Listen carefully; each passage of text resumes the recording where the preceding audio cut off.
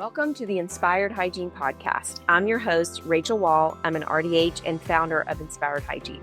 For over 20 years, we've had the unique opportunity to see what really happens inside thousands of dental hygiene ops and what it takes to create transformational change that impacts the lives of patients, practice owners, and teams.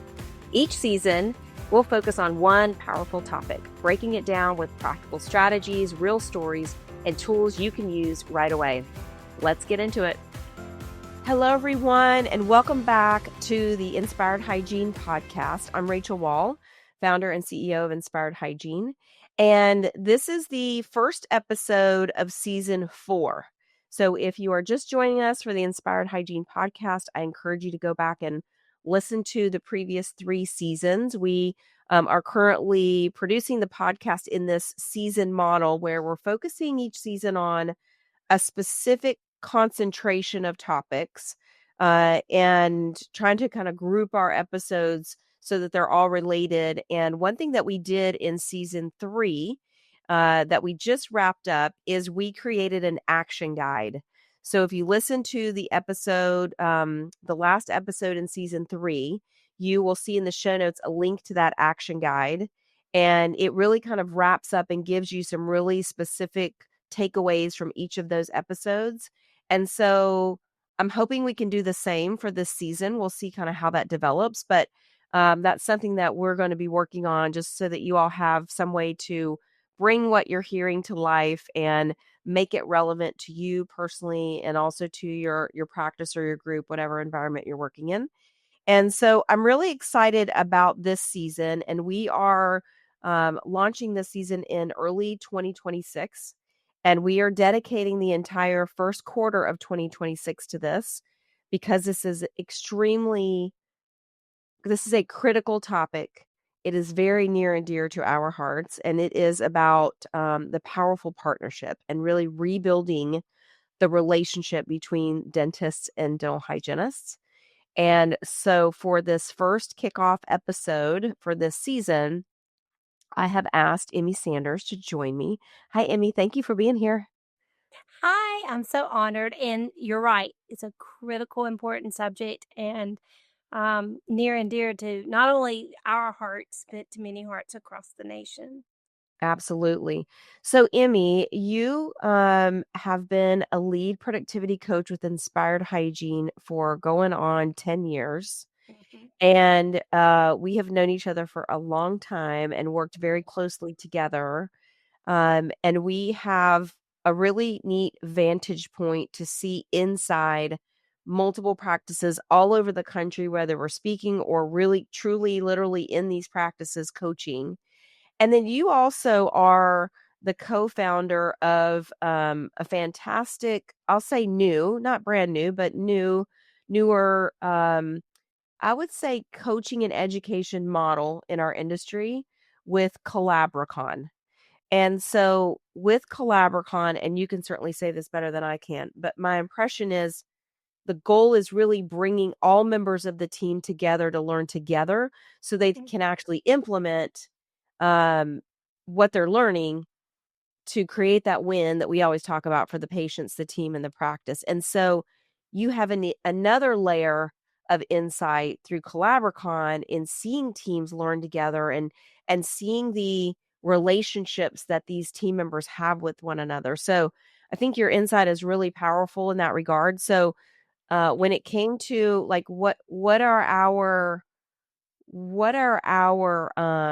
goals, I would say, as industry leaders and educators as well as dental hygienists, what are our goals to help rebuild this relationship, and what are you seeing from your perspective that's happening in our industry and just in individual practices around the doctor hygiene relationship and how that's evolving now? So I would love to hear your insight on that, and then we'll just kind of take it from there.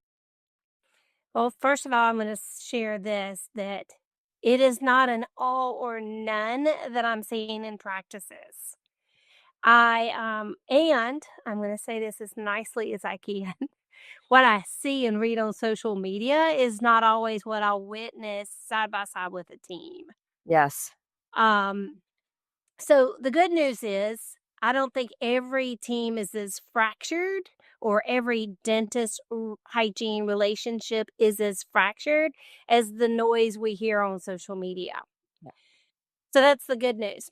And in all transparency, I want everybody to know this is such an important subject. I came prepared. I have notes because I wanted to make sure that I hit some important parts. And, I get excited when I'm with Rachel, and sometimes I forget a couple of things. So there are a couple of things I really want to make sure that we talk about. So at Inspired Hygiene, we firmly believe in the trifecta or the triple win, whatever you want to call it. We've called it a couple of different things. Yep. And that is the patient, the practice, and the provider. And so in my preparation for today, I kept that in mind constantly about this fractured relationship between hygienist and dentist, and how can we come up with solutions that are going to honor that trifecta.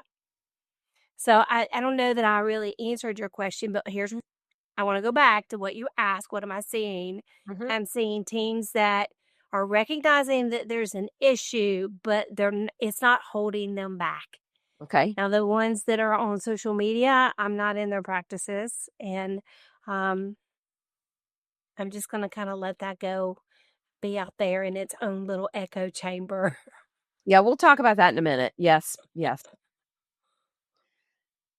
All right, so one of the things that I felt was super important for us was to think about if there is a fractured relationship in your practice, you got to start with the framework of how can we make that better? And I believe that the framework has to start with me. So Mm-hmm. it has to start with each person looking carefully into what have I done to support this relationship? What have I done to harm this relationship or fracture this relationship? And what am I willing to do to make a change for the better? And if we think about that, here's what I do know is that, dentists didn't become dentists to be troublemakers or make high demands of us, right? They went into this profession because they wanted to serve their communities. Same thing for hygienists. Mm-hmm. Hygienists wanted to be servants and take great care of patients. And so first let's find that common ground. Let's look at ourselves, and then let's find that common ground. Why did you enter into this profession, this great profession that we have? So that's kind of the beginning. I don't want to jump off and go a little too far down the road. I know you probably have a plan too, Rachel, but that's kind of the beginning of the framework of how do we heal this? You got to look at yourself. Mm-hmm. Mm-hmm. Start with me. Yeah, I love that. And I think the other thing too, right along with that, is evaluating our mindset about the relationship. And I've seen this too. I mean, I don't want to like go down the rabbit hole of the social media conversation, but we can't ignore it because it's so strong right now. So there are individuals that have made based on what I've observed in their comments on social media, that they've made a decision on what their mindset is with regards to the other party. So there are dentists that have made decisions and just checked out with hygiene, like I'm done altogether. And I don't know what their personal experience has been. So I don't know what they went through to get to that point. And there are also hygienists that have made the same decision about their mindset around dentists. And I don't know what they've been through that has created that, attitude or that mindset. And so I don't want to try to speak for them. But what I do know is that for the greater good of our patients and our industry and our roles in the industry and our livelihood, is we must find a way to work together. You reminded me when you said, why did we enter this profession? And it's a caring profession. It is for a lot of dentists, just based on what I've heard from them, and is an opportunity to work be a healthcare provider. Also, a lot of dentists bring a lot of artistic ability into this. They bring a lot of communication skills and really just the ability to connect with people on a very deep level and bring comfort and healing to people. And that's super important to most of the dentists that I know and very similar to the hygienist. And I know you share this, I share this, a lot of our colleagues share this, is go back and Google the dental hygiene oath. Google the dental oath. Like, I know we took that oath at our pinning ceremony right before we graduated from dental hygiene school, and I know dentists do the same thing. It's likely happening at that white coat, ceremony that they have. Is what is that promise that we made to the communities that we serve, the patients that we serve. And it is to always present. The dental hygiene oath includes presenting ourselves in a professional manner. It Mhm. also includes continual learning and improving our skills so that we can provide the best care possible. And that was our promise. And so I would say that's a really wise suggestion, is to just go back first and foremost and see, like, okay, what did I promise to do when I was here? And am I in a situation where I can uphold that oath, right? A working environment, whether that's with my team members in the practice, in my own expression of my role in the dental industry. Am I able to uphold that oath within the environment that I'm in? And am I upholding that oath in my own personal capabilities? So am I staying open to learning new things? Am I willing to implement new skills that I learn? So yeah, I love that. First is that self-reflection, like, where am I in this whole role? And then what's next, Emmy? Well, you brought this up about mindset, and I had written that down too. I had written down, what I'm seeing is a lot of the word fair. That's not Uh, fair, right? I see that a lot or hear that a lot.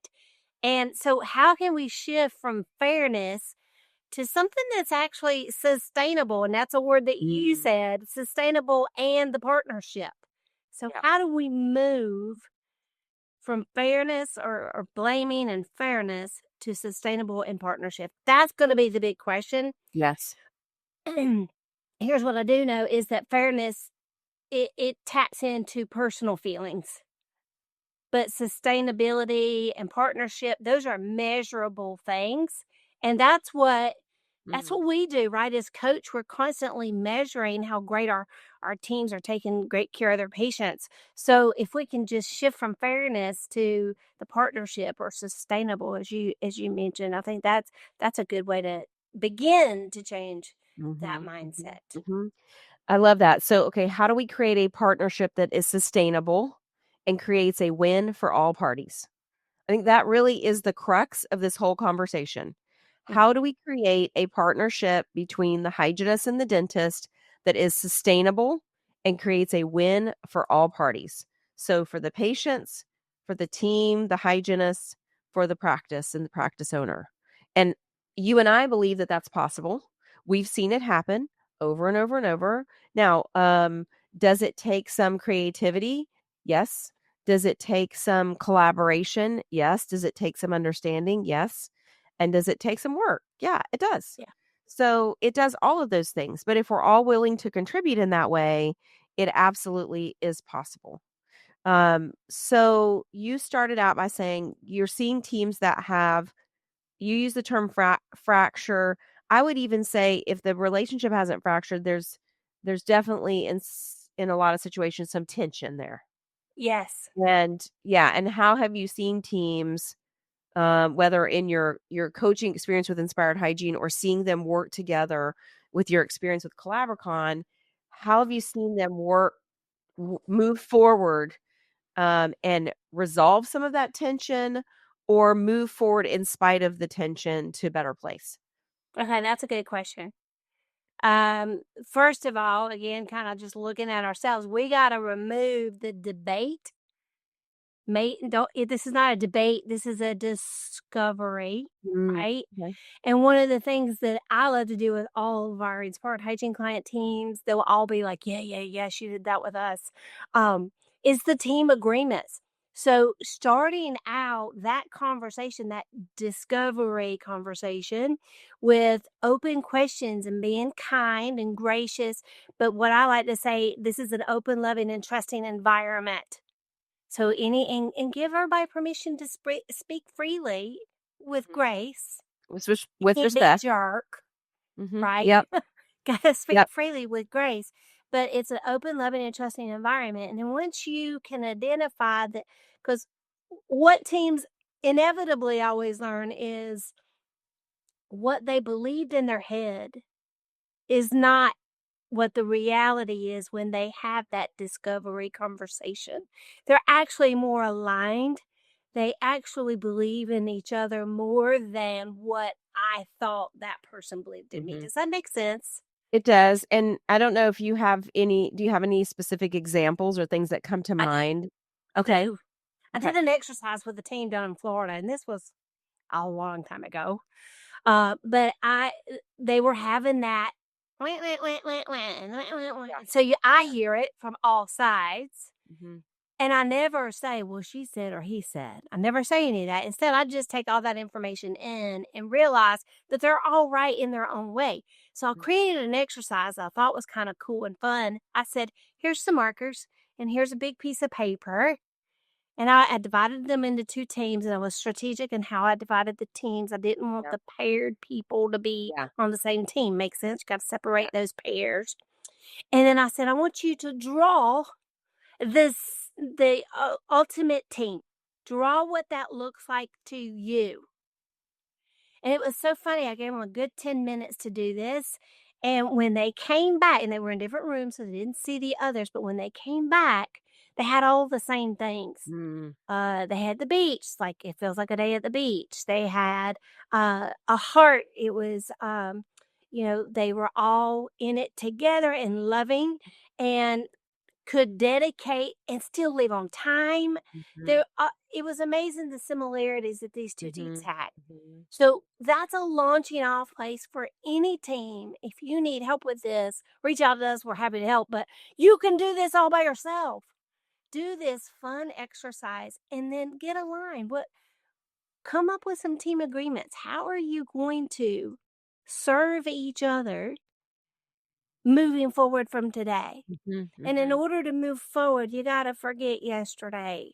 Mhm. And I'm confident all teams can do that if we choose. Mhm. And we're at choice. All of us are at choice. If Yes. we choose to want to invest in this team, we can overcome any obstacle. Mhm. Mhm.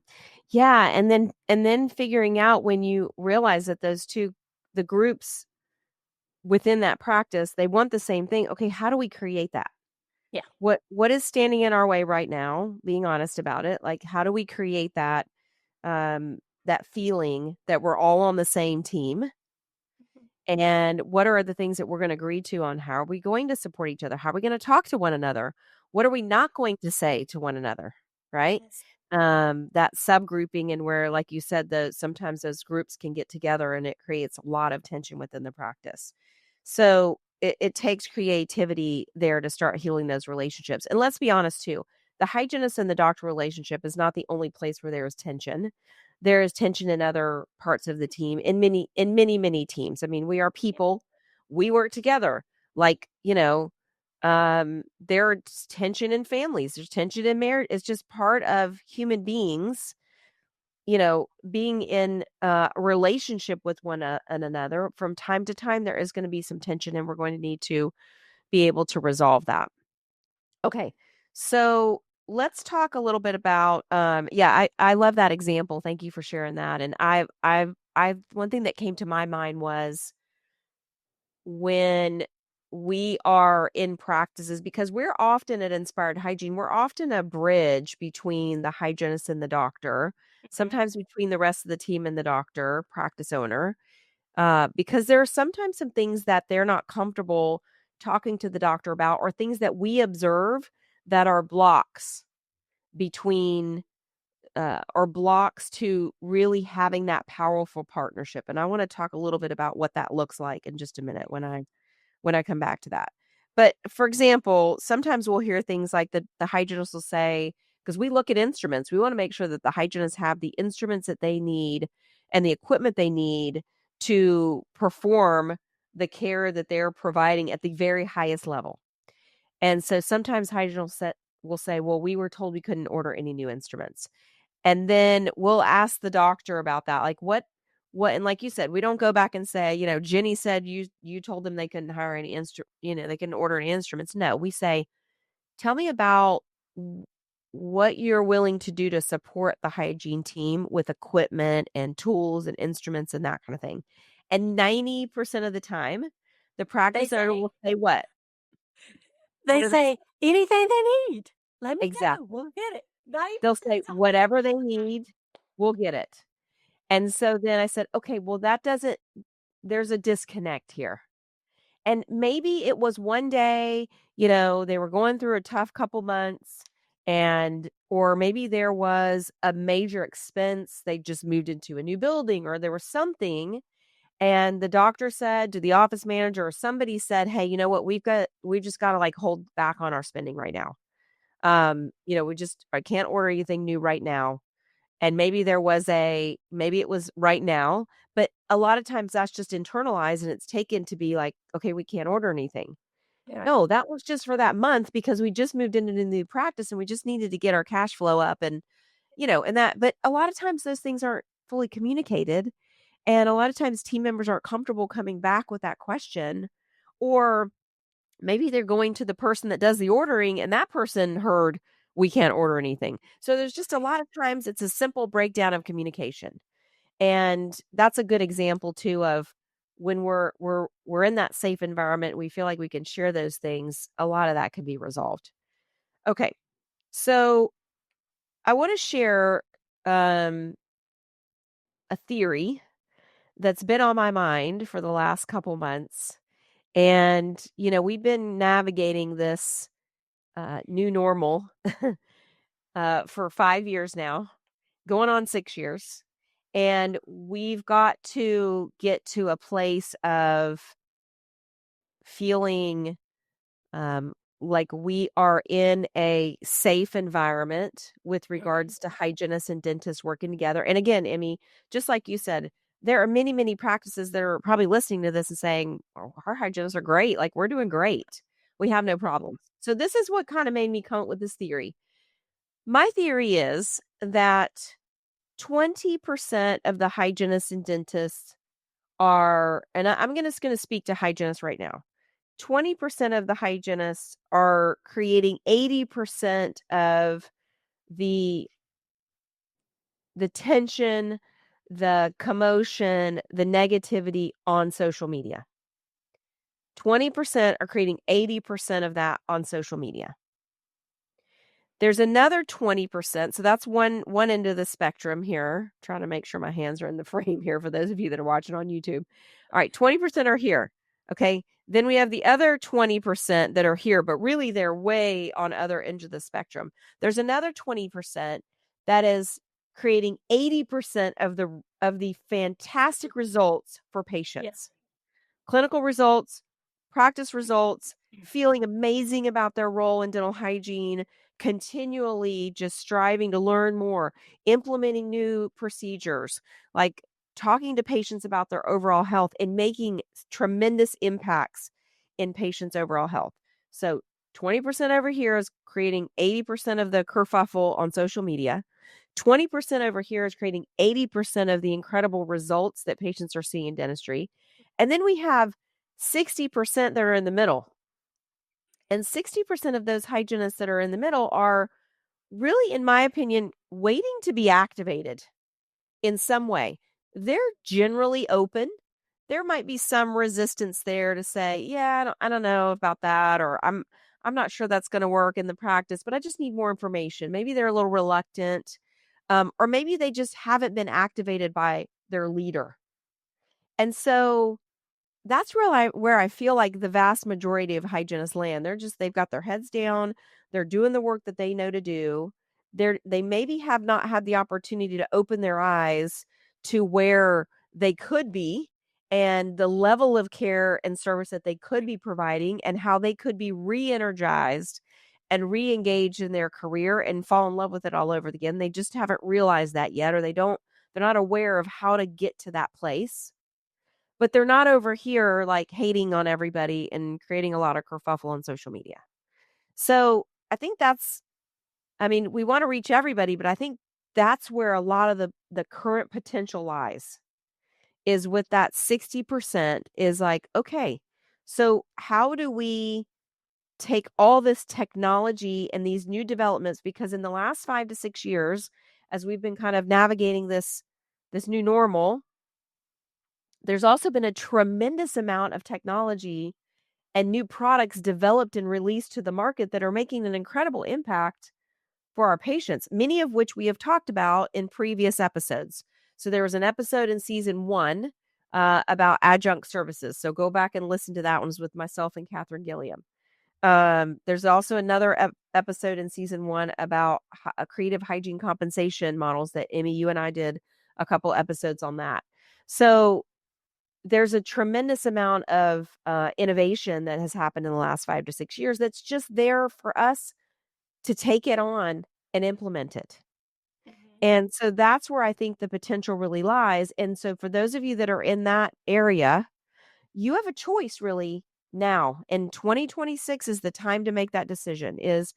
Are you going to just kind of keep doing what you've always been doing and just ride out your time in dentistry? Or are you going to really seek out education, seek out mentors, seek out ways that you can reinvent hygiene? Because that's really what we're all about going forward, is how do we reinvent, how do we revolutionize, how do we really shift the dental hygiene model into the modern age. And it's going to take some open minds. It's going to take technology and innovation. It's going to take mentors, it's going to take coaches, and it's going to take all of us really working together. So that was kind of long-winded, but that's my theory of where we are right now.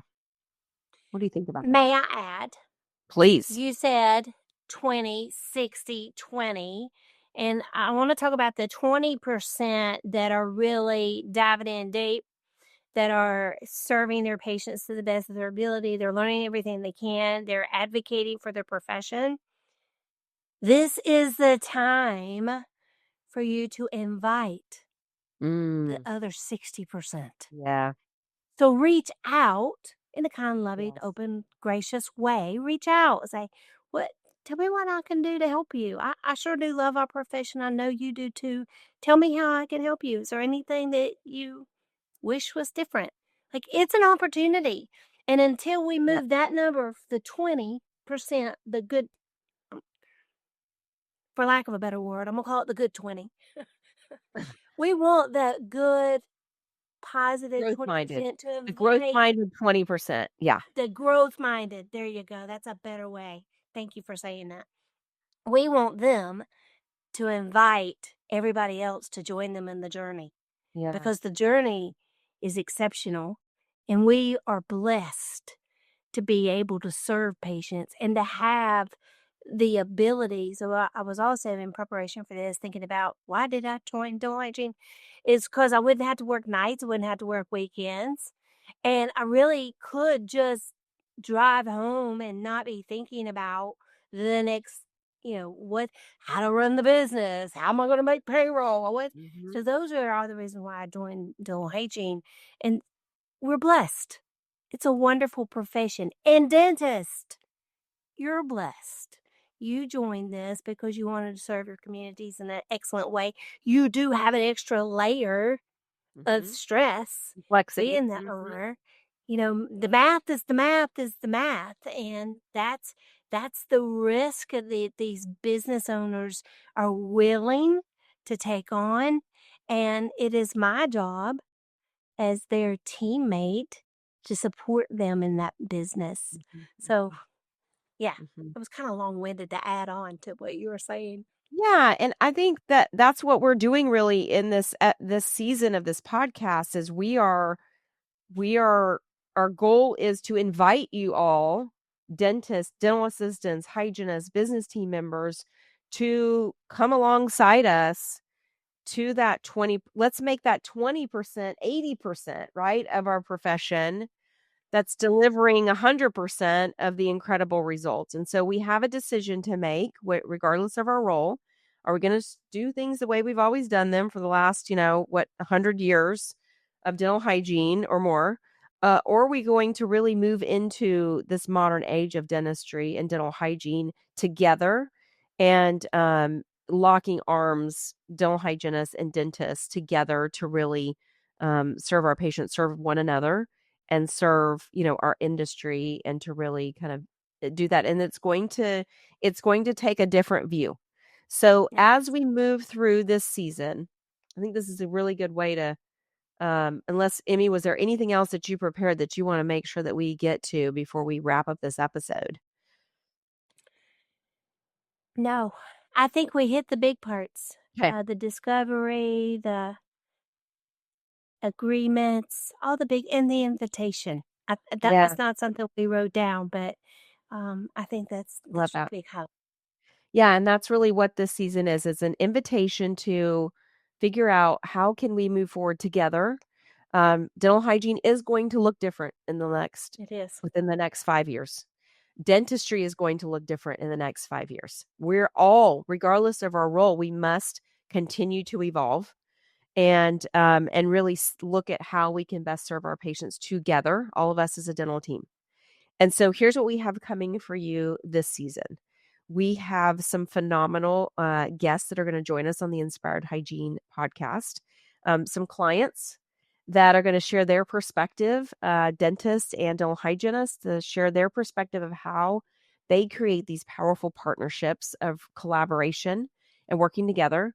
We're going to have a couple dynamic duo dentist and dental hygiene team members joining each other together on the podcast.